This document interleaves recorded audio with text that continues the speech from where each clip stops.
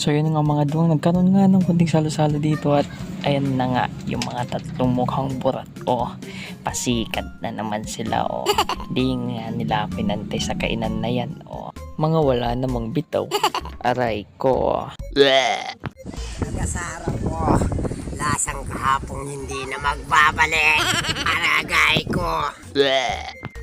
Ayun mga walang bitaw. Ay nako, mukhang burat boy. Wala na ngang bitaw, wala pang tira. Agay ko. Yun nagasiba ng karne Nagakuha ng madaming karne. Siya nagaubos ng karne. Wala silang bitaw dun. Ito, nagaubos ng tilapia.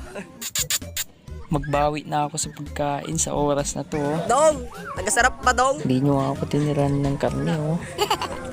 Magsarap man. Mukhang burat din